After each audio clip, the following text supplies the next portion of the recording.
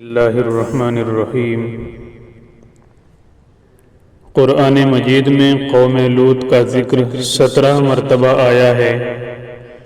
قوم لوط کا مسکن شہر سدوم اور عمورہ تھا جو بحر مردار کے ساحل پر واقع تھا، اور قریش مکہ اپنے شام کے سفر میں برابر اسی راستے سے آتے جاتے تھے۔ یہ علاقہ 5 اچھے بڑے شہروں پر مشتمل تھا جن کے نام سدوم، عمورہ، ادمہ، سبوبیم اور سغر تھے۔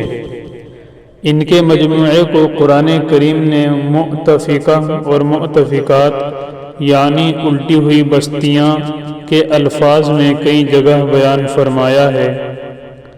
سدوم ان شہروں کا دارالحکومت اور مرکز سمجھا جاتا تھا۔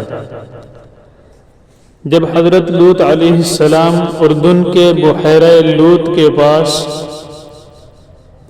جہاں سدوم اور عامورہ کی بستیاں تھیں وہاں آ کر رہائش پذیر ہوئے تو اللہ تعالیٰ نے انہیں اہل سدوم کی ہدایت کے لیے نبی مبعوث فرمایا۔ یہاں کے باشندے فواحش اور بہت سے گناہوں میں مبتلا تھے۔ دنیا کی کوئی ایسی برائی نہیں تھی جو ان میں موجود نہ ہو۔ یہ دنیا کی سرکش، متمرد اور بد اخلاق قوم تھی۔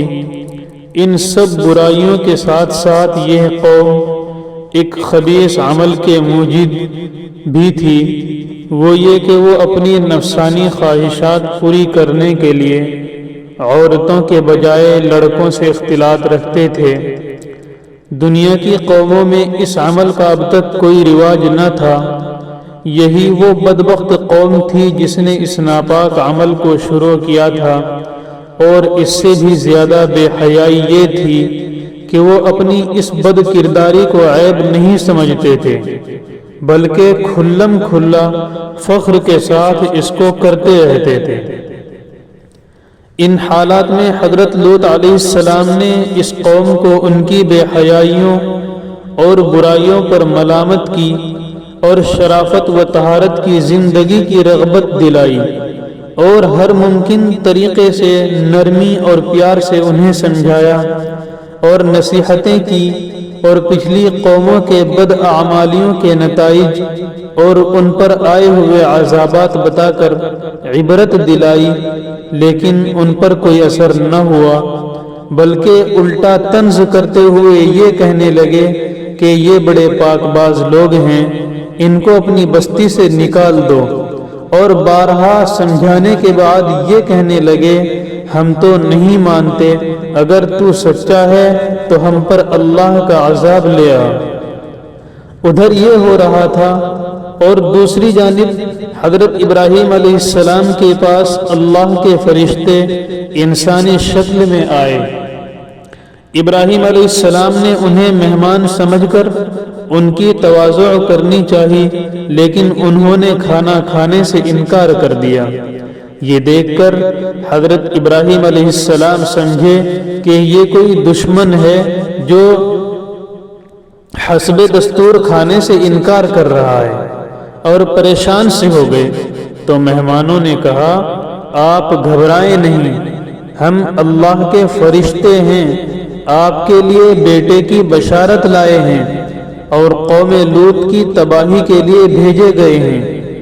ابراہیم علیہ السلام نے فرمایا تم ایسی قوم کو ہلاک کرنے جا رہے ہو جس میں لوط علیہ السلام جیسا خدا کا برگزیدہ نبی موجود ہے؟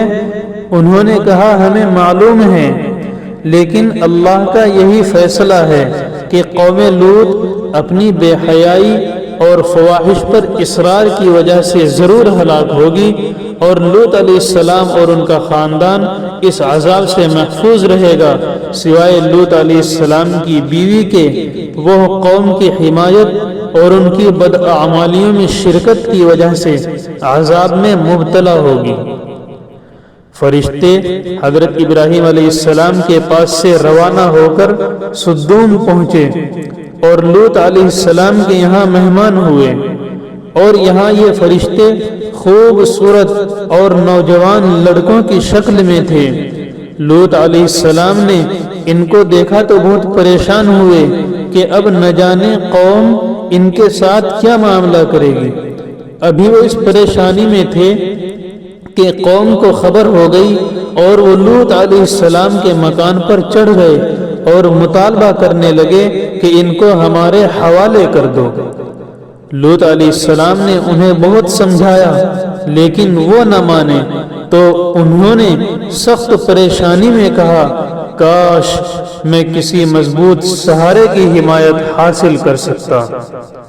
فرشتوں نے ان کو پریشان دیکھ کر کہا کہ آپ گھبرائیں نہیں، ہم انسان نہیں ہیں بلکہ اللہ کی طرف سے بھیجے ہوئے فرشتے ہیں اور ان کے عذاب کے لیے نازل ہوئے ہیں۔